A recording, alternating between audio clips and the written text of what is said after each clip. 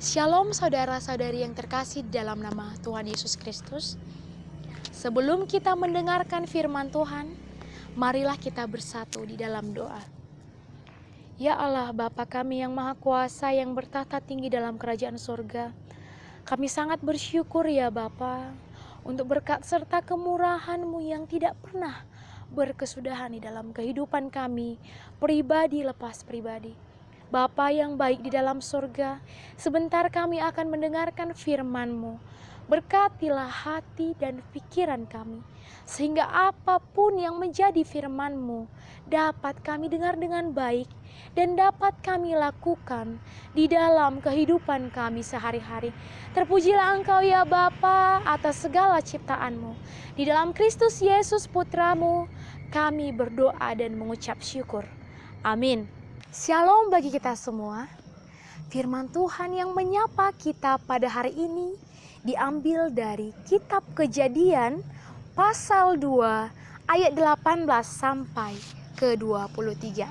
Saya akan membacakan untuk kita semua. Tuhan Allah berfirman, "Tidak baik kalau manusia itu seorang diri saja. Aku akan menjadikan baginya penolong yang sepadan dengan dia."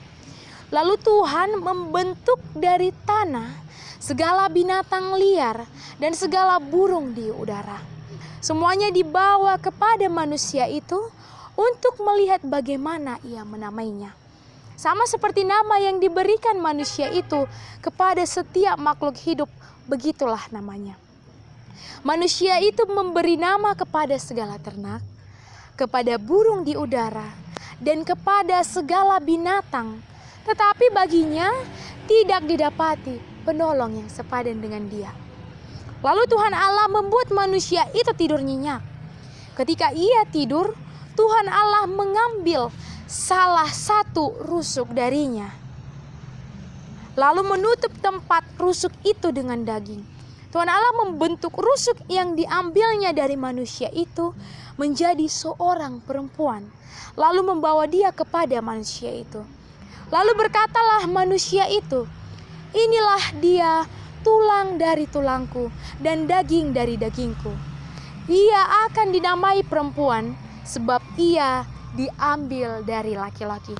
Demikianlah pembacaan firman Tuhan. Saudara-saudari yang kekasih di dalam nama Tuhan Yesus Kristus, sebelum kepada pasal 2 ayat ke-18 sampai ke-23 ini, Allah telah mengatakan di dalam Kejadian 1 ayat 31 dituliskan, "Maka Allah melihat semua segala ciptaan yang dijadikannya sungguh baik." Dan pada pasal 2 ayat ke-18 ini dituliskan, Tuhan Allah berfirman, "Tidak baik jika manusia itu seorang saja. Aku akan menjadikan penolong baginya yang sepadan dengan dia." Kedua ayat itu menunjukkan bahwa Allah menyempurnakan seluruh ciptaannya. Setelah semua ciptaan lainnya diciptakan Allah, ada yang tidak sempurna dalam pandangan Allah, yaitu manusia. Manusia itu adalah laki-laki yang hanya seorang diri saja. Itu sebabnya Allah berkata, tidak baik kalau seorang manusia itu hanya seorang diri saja. Maka Allah berinisiatif untuk menjadikan penolong bagi manusia itu, bagi laki-laki itu yang sepadan dengan dia. Sendiri tidak baik, kata Allah. Karena yang dikehendaki Allah dalam penciptaannya ialah adanya laki-laki dan perempuan. Dapat kita lihat pada Kejadian pasal 1 ayat 27. Allah tidak menginginkan hanya laki-laki saja atau hanya perempuan saja, tetapi harus keduanya saling melengkapi. Karena dalam rancangan Allah, laki-laki membutuhkan perempuan dan juga sebaliknya, perempuan membutuhkan laki-laki. Keduanya harus bersama-sama. Dalam rancangan Allah sejak semula, kesetaraan itu sudah nyata. Seperti yang tertulis dalam Kejadian pasal 1 ayat 27, Allah menciptakan manusia itu menurut gambarnya. Menurut gambar Allah diciptakannya laki-laki dan perempuan diciptakannya mereka. Tuhan tidak melakukan pembedaan, walau secara fisik keduanya ada perbedaan. Tuhan sangat menjunjung tinggi keduanya. Tuhan menempatkan mereka sama di hadapannya. Anugerah, kasih, pemeliharaan, dan penyertaan Allah kepada laki-laki dan perempuan itu sama. Tidak ada pembedaan yang dapat membedakan laki-laki dan perempuan di hadapan Allah. Kesetaraan laki-laki dan perempuan semakin ditekankan, semakin diperjelas dalam keinginan laki-laki dan perempuan dalam praktek hidup, yaitu menjadikan penolong baginya yang sepadan dengan dia. Apa itu penolong yang sepadan? Penolong yang sepadan yaitu seorang partner atau teman hidup yang bisa diajak kerjasama. Teman hidup laki-laki yang bisa diajak kerjasama yaitu perempuan. Jadi penolong, kata penolong bukan seorang pembantu, bukan seorang pembantu. Dalam hal ini penolong yang sepadan adalah seseorang yang telah diperlengkapi oleh Allah dengan kekayaan, hikmat, dan pengetahuan. Kesetaraan yang dikehendaki Allah menciptakan dua hal dalam kehidupan ini. Dan hal itu sangat penting. Dua hal itu adalah yang pertama, kebersamaan. Tuhan bukan tidak punya alasan memberikan penolong yang sepadan kepada laki-laki itu. Tidak mungkin Tuhan tidak punya alasan. Yang pertama pada pasal 2 ayat 15 dikatakan, Tuhan Allah memberikan mandat kepada manusia untuk mengusahakan dan memelihara taman yang telah dipercayakan Tuhan kepada manusia itu. Yang kedua, ia ditugaskan untuk memberi nama kepada segala ternak, kepada segala burung di udara, dan kepada segala binatang di hutan. Untuk menjalankan mandat dan tugas tersebut, manusia pasti tentunya tidak dapat melakukan tugasnya itu seorang diri. Tuhan Allah memberikan seorang partner, seorang penolong, teman sekerja, teman yang dapat diajak kerjasama. Keduanya berjalan bersama untuk mewujudkan kehendak Allah. Di sini kita dapat melihat bahwa seorang laki-laki membutuhkan seorang perempuan. Demikian sebaliknya, dalam kebersamaan mereka akan muncul ide-ide, inspirasi yang dapat memperkaya kehidupan mereka. Laki-laki dan perempuan saling melengkapi satu sama lain. Mereka saling mengasihi dan hidup saling melengkapi dengan tujuan untuk mengembangkan dan mengelola taman milik Allah untuk menjadi berkat. Lalu yang kedua, persekutuan.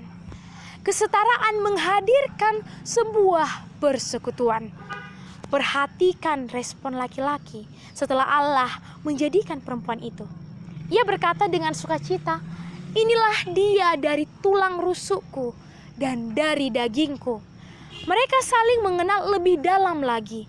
Mereka tidak hanya bersama, tetapi mereka menjadi intim. Artinya saling sangat dekat. Dan hal itu dibangun dalam sebuah persekutuan yang nantinya disebut dengan keluarga. Inilah lembaga pertama dan tertua yang dianugerahkan Allah kepada manusia.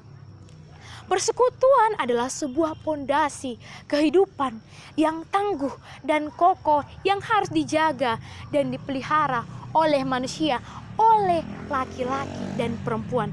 Bahkan harus terus diwariskan kepada keturunan-keturunan manusia itu.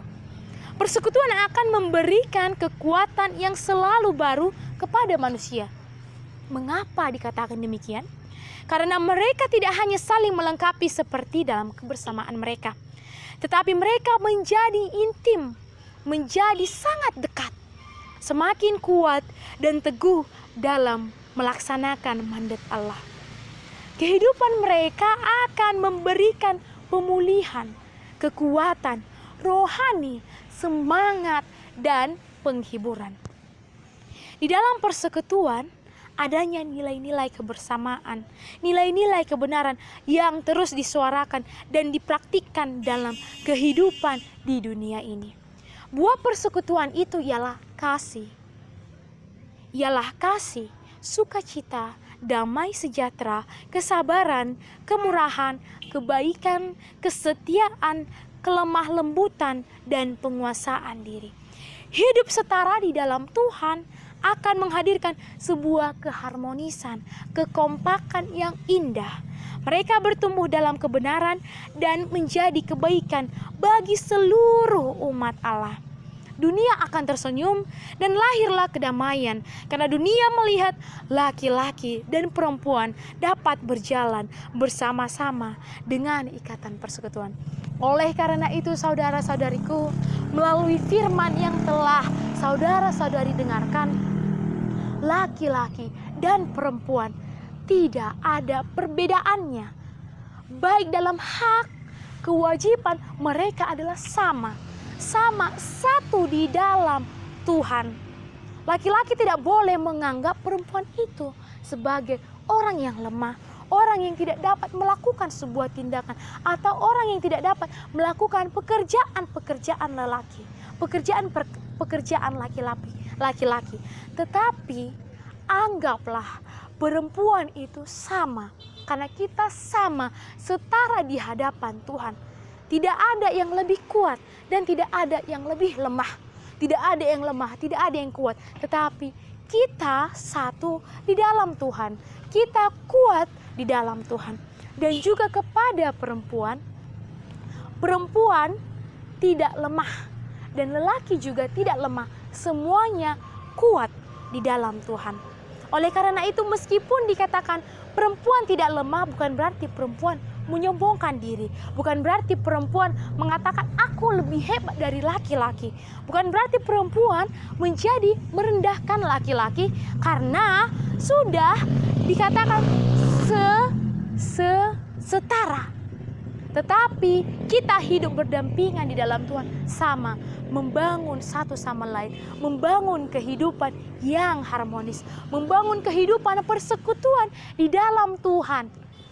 Tuhan menciptakan manusia, laki-laki baik perempuan adalah untuk memelihara ciptaannya.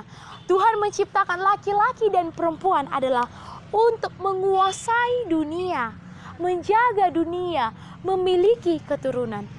Oleh karena itu, saudara dan saudariku yang terkasih dalam nama Tuhan Yesus Kristus, mulai hari ini kita harus menghilangkan pandangan kita, menghilangkan pandangan kita menganggap perempuan lebih lemah atau menganggap laki-laki lebih lemah, menganggap perempuan lebih kuat atau menganggap laki-laki lebih kuat.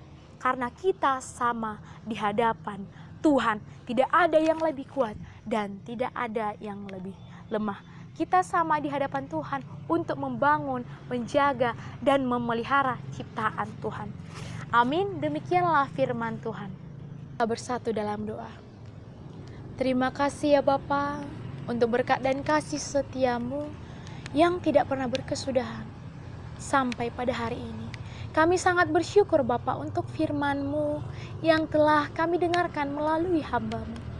Berkatilah hati kami, berkati pikiran kami, sehingga apapun yang telah disampaikan oleh hamba-Mu dapat kami dengarkan dengan baik dan kami dapat melakukannya di dalam kehidupan kami sehari-hari.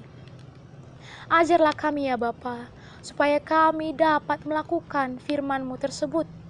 Kami tidak memandang rendah sesama kami, baik perempuan ataupun laki-laki. Tetapi ajarlah kami supaya kami menganggap laki-laki dan perempuan sama di hadapan Tuhan. Sehingga kami boleh saling mengasihi, sehingga tidak ada perbedaan di antara laki-laki dan perempuan. Terima kasih Bapa, kami bersyukur kepadamu. Ampunkanlah kami akan dosa-dosa kami, supaya kami layak disebut sebagai anak-anak-Mu yang terkasih. Di dalam Kristus Yesus Putra-Mu, kami telah berdoa dan mengucap syukur kepadamu. Amin.